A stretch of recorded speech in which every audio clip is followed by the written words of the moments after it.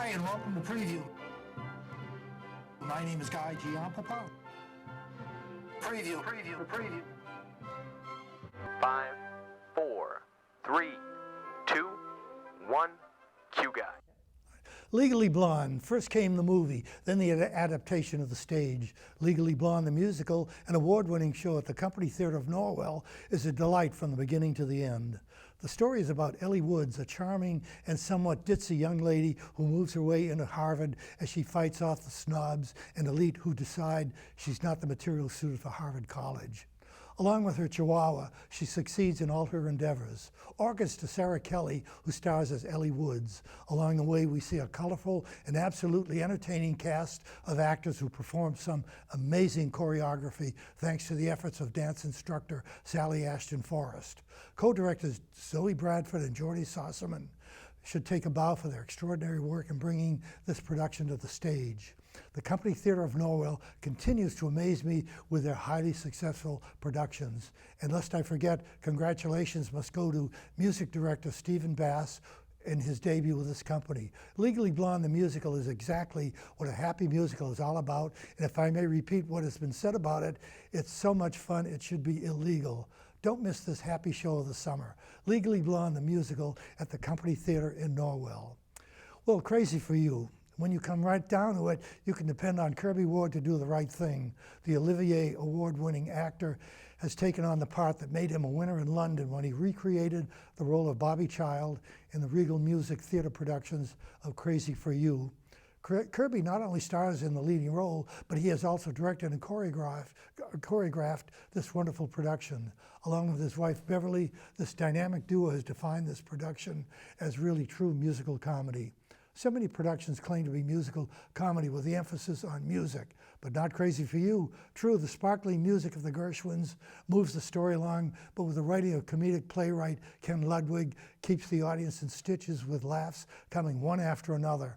I came out of the theater humming the tunes, I Got Rhythm and Embraceable You, to name a few. And that's the proof. And that's proof that true musical comedy is alive and well. Crazy for You is based on Girl Crazy, which made its debut in the 1930s with Ginger Rogers and Ethel Merman in the leading roles. Ludwig's version is as good as the original, and my recommendation is that you enjoy a truly remarkable show. Then Crazy for You is for you. Orchids to Regal for giving us a smash hit. How many times have you gone out to dinner? You drove to a restaurant, had dinner, and then got back in your car and drove to the theater. And then after the theater, you wanted to have a drink, you had to drive to a restaurant. Well, you don't have to do that in Newport, Rhode Island. The Newport Playhouse has a dinner theater, and it's just wonderful. You just go in, everything is in one building. And to talk more about this, I want you to meet Tony Annicone, who is involved with the Newport Playhouse. Tony, welcome to our show. Hi, Guy. How are you today? I'm great. It's good to see you again. Oh, absolutely. We run into each other at these different theater reviews. That's right, yeah. But when I first met you, I didn't know you were involved with dinner theater. Tell me about the Newport Playhouse. Well, the Newport Playhouse has been around for 33 years. It was started by Matt Sarabo and Mary Jo Buckley with Jonathan Perry, who is Mary Jo's son. Jonathan is still running it. Unfortunately, Matt passed away in October of last year, and but he was still working up until like 9 days before his death. And unfortunately, Mary Jo passed away this year on August 7th. So it's been a difficult time for Jonathan and the Playhouse. But we're rallying together to try to present cheerful comedies. And the upcoming show that I'll be directing is Plaza Suite, and then right after that I'll be directing The Last of the Red Hot Lovers with Neil Simon. You can't go wrong with Neil Simon, right? Wow. No, definitely not. Well, each show runs what, about a month? About 5 weeks each. That's quite a long run, isn't it? Right. Well, last year I was in The Odd Couple at the Playhouse, which ran from September 17th to November 20th. Yeah. And we had sellout crowds all the time, so there are a lot of people out there that enjoy coming to the dinner theater. One side of the building is the restaurant, and then you walk through to go to the theater. There you see the show there, and then you come back for a fun-filled cabaret afterwards, where they do jokes, skits, as well as sing numerous songs. So everything is in one building. It is one building, so you just walk That's through. a delight. You just walk through the lobby into the restaurant and back again. And now, besides the evening performances, do you have matinees? Yes, matinees during the week, usually Wednesday and Thursday matinees, and there are special events. For the summer season, they have lobster fests, Oh, wow. and sometimes those are run on Monday and Tuesday, and then they also have surf and turf days too. So they have a lot of special events for people. And the menu for the dinner theater, is it different than the matinee? No, they basically keep it the same. I think on Saturday nights they do have a special menu where they have prime rib and baked stuffed shrimp. You know, they add that to the menu plus clam chowder. So they you know, they make it a little different. very- Yeah, you're right. yeah. And then at Thanksgiving they have the turkey, and then St. yeah. Patrick's Day corned beef. You know, different seasonal Right, treats the things there. that go with it. But it's all you can eat food. So if there's something you don't like, there's something a little further down the buffet line that you will. Now, the cost of the ticket, does that include everything? Yes, does that it's work? for the whole package. I think it's $50 per person, but if you just want to see the show, it's $20. So That's very reasonable. very reasonable, Yeah. absolutely. The only thing is you either have to call the box office to reserve your ticket, or they do have an online thing that you can go online and order your tickets Right, now. It's ahead of something time. new. Yeah. Mhm. Well, let's talk about Plaza Suite. Who's starring in this? Rick Bagley and Sandra Nicastro are starring in Plaza Suite in Act 1 and Act 3. In the first act, they're playing Sam and Karen Nash, who are celebrating their 23rd or 24th anniversary. She's bad at numbers, so Right. we're not sure of which one it is until it's explained a little bit later on. And she keeps asking, is this room 719? And she asks the bellhop and the waiter and so on and so forth. And of course it is 719, but that's where they spent their honeymoon. Of course, he doesn't remember that, or she thinks he doesn't remember that, so there's a little bit of conflict there. And then his secretary shows up with business matters, and then he has to leave, and she's like, well, why can't we do stuff together before you go to, you know, that? But is business on his mind, or is it monkey business? Well, you have to come and see to find out. While in the third act, it's a very funny one where the mother and father of the bride are waiting for her to remove herself from the bathroom and get downstairs and get. She's locked in the bathroom, isn't She locks herself Yeah, in I the do remember bathroom, that, yeah. and they're banging on the door to try to get her out. And the bride's mother has ripped stockings. The father has a ripped coat. He goes out on the ledge. It rains, and then there are pigeons flying by, and some unexpected things happen. So you'll have to come and see if the bride ever gets out and if she ever gets Right. married. So. Well, that sounds like it's a very, very funny show. And knowing Neil Simon, Oh, it has to be absolutely. funny. What are the dates of the show? It opens Thursday, September 1st, and it runs through October 9th. That's quite a long run. Yes, it's 5 weeks. Yeah, as you had said before. Okay, and you're following that with another Neil Simon play. Yes, Last of the Red Hot Lovers. That one opens right after Plaza I think I have it here. Suite. October 13th? October 13th, right, to November 20th. Right, yeah. So once this one opens on September 1st, we have September 1st, 2nd, and 3rd. Then with the Labor Day weekend, we're having the 4th and 5th off. And then on September 6th, read through for Last of the Red Hot Lovers, and then right into the rehearsal, blocking, etc. So no rest for the wicked, as they say. Do you have a problem with rehearsals, going from one play to another so No, close? no. As a matter of fact, my stage manager, Olivia Salen, she just finished stage managing the last show that was done, and now she's stage managing this one, and she's going to be stage managing the next one. So she's, juggling, 3 shows at the same time, which I've done in the past. I've directed 2 and been in 1, so it gets a little hectic at times. But you have a briefcase, and you make sure you have all your materials in there to keep straight what you're doing. Well, knowing that you have a dinner theater in the Playhouse. There must be a large staff. Do you have separate staffs? A staff for the restaurant plus a staff for the Playhouse? Right. Well, Jonathan and his staff, take care of the restaurant side, and then he hires different directors to handle the theater end of it, the director and stage manager. But I've been there for 31 years, so it's kind of like old hat. Yep. 32 years now. And now, but the Playhouse has been in existence 33 years, right? Right. I came in, they opened in December of '83. I came in July of '84, so I've been there ever since. Did you come in as a director? No, I came in as an actor. I was Marcus Lycus in Funny Thing Happened on the Way to the Forum. And Matt starred as Pseudolus in that. Yeah. Did you have training for theater?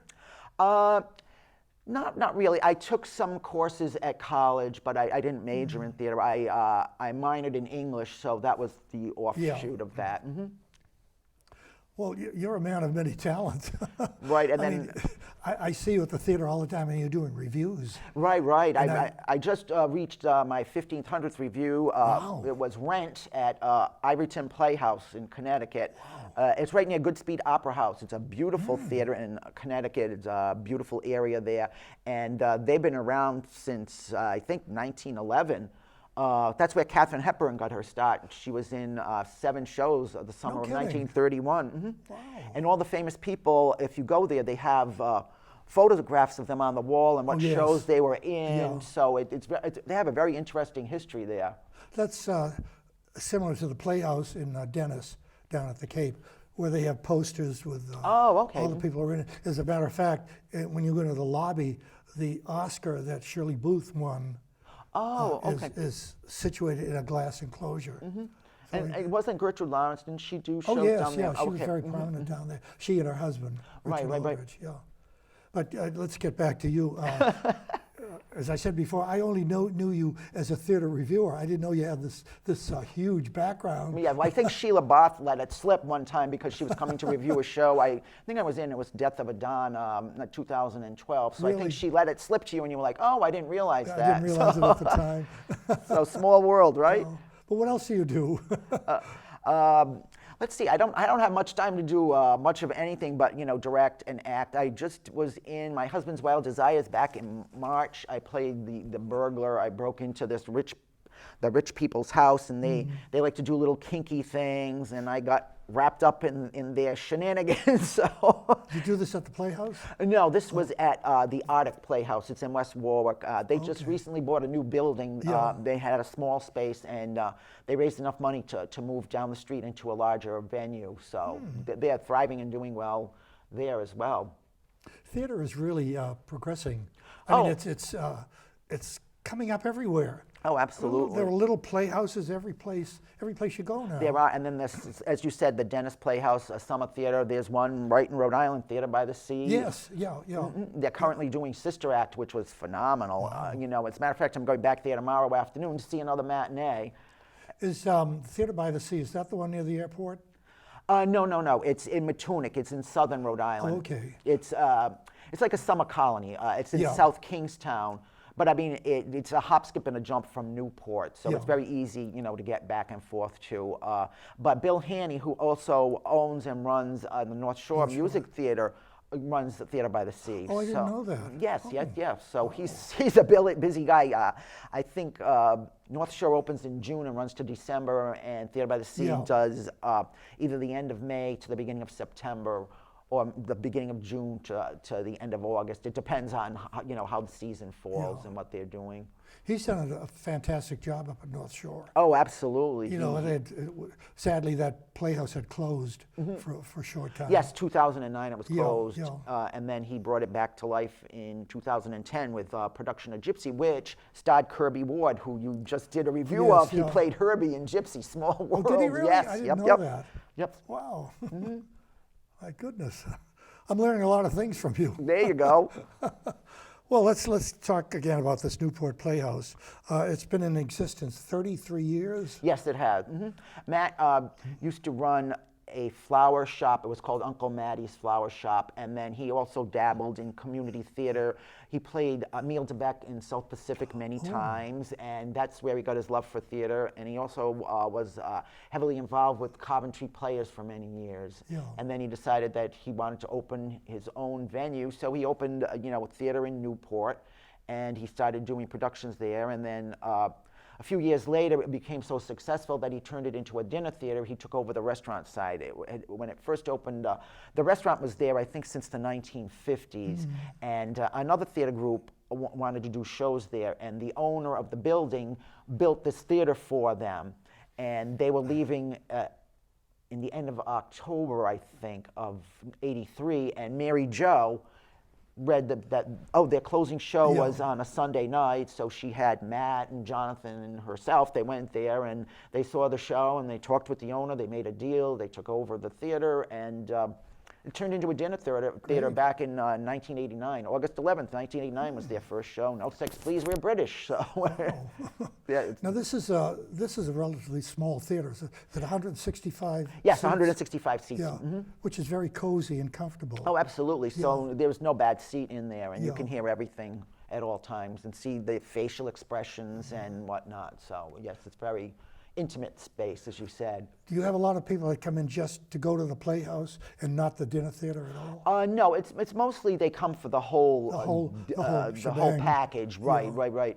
Sometimes if they do come in for the play only, it's only $20. So that maybe 10, 15 might come in at different times. But once again, they have to make Yeah. sure there are seats available. They can't come Yeah. on off the street and say, "Hi, I want to come to the show." Well, sorry, we're sold out, or whatnot.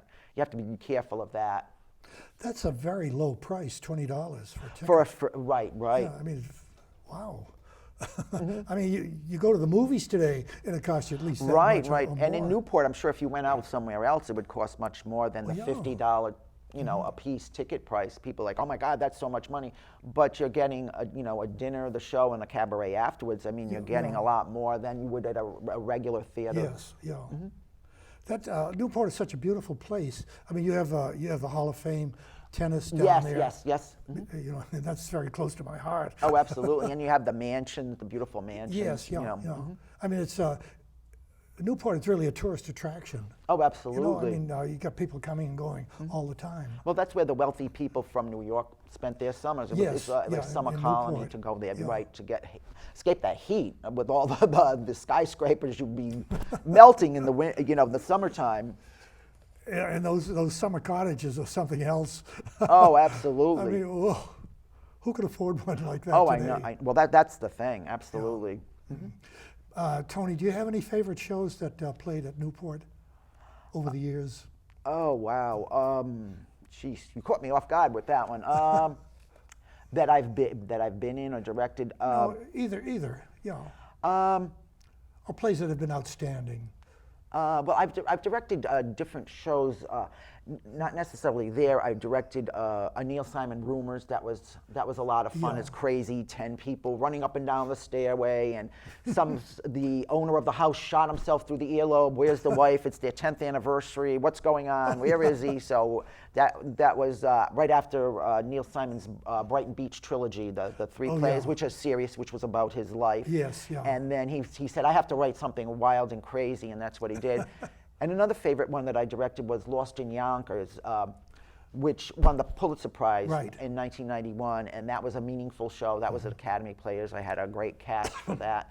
A boy in it, Tyler Perry, he went to Ithaca College, he graduated, he built the set and designed the lighting for Avenue Q at a new theater in Rhode Island, Ocean State Theater Company. So it's like, whoa, wow, come a long way, baby, right?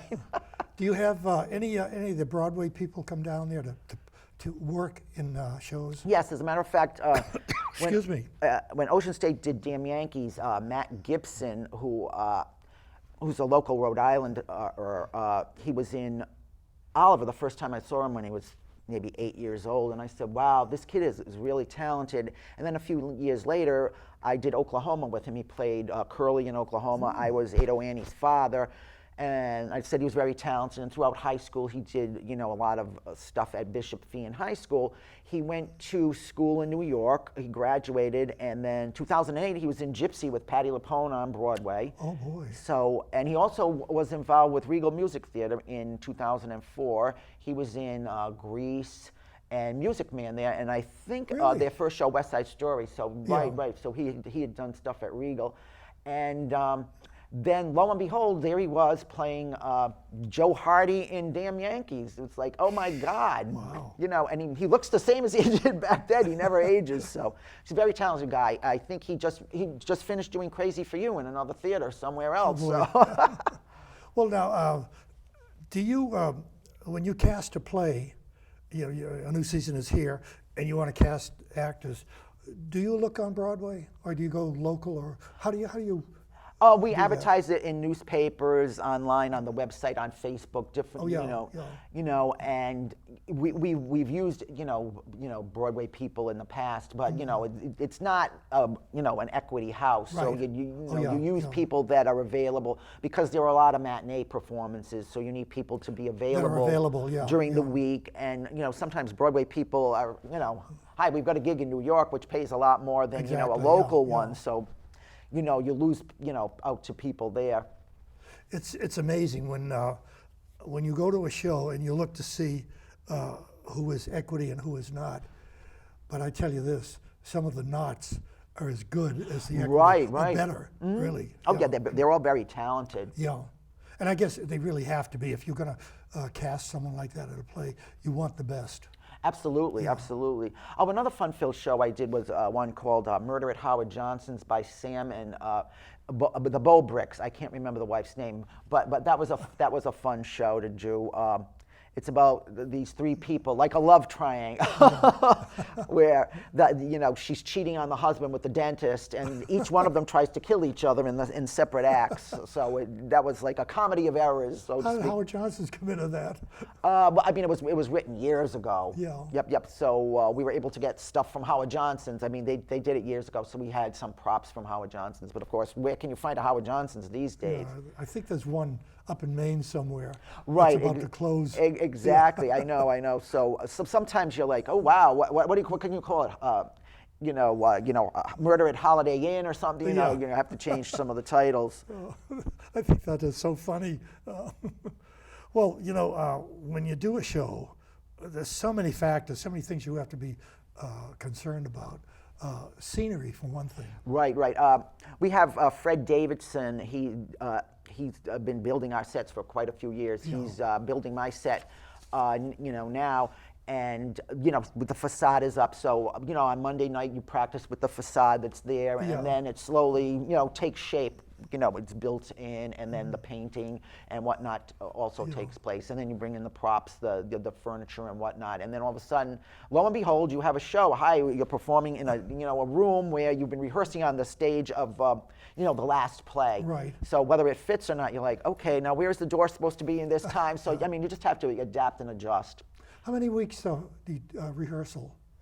I think for this one, I think we've only had maybe 17 rehearsals total, and it's a 3-act play, so sometimes, if people aren't needed for a certain act, they don't have to, They don't come. have to show up, And as a matter of fact, one of the actors in it just recently finished Avenue Q. He played Trekkie Monster, Nicky, and Bad News Bear, and so he missed a few rehearsals, but I mean, his part was he's the bellhop, the waiter, and he's also the groom in the last act. So it wasn't as demanding a role, because if you're busy with another show, there's no way you can make all the rehearsals and learn all the lines and so on and so forth. And that the actor's name's Jeff Blanchett, who was also in the Cabaret. He has a great voice. So I guess the average person doesn't realize how much is involved. Absolutely. In the show, Oh, I There's know. so much going on. yeah, with they it. come to see it and they say, "Oh wow, Boy, that didn't look like it was that much work." That's You're right, yeah. laughing, we're having a good time, right?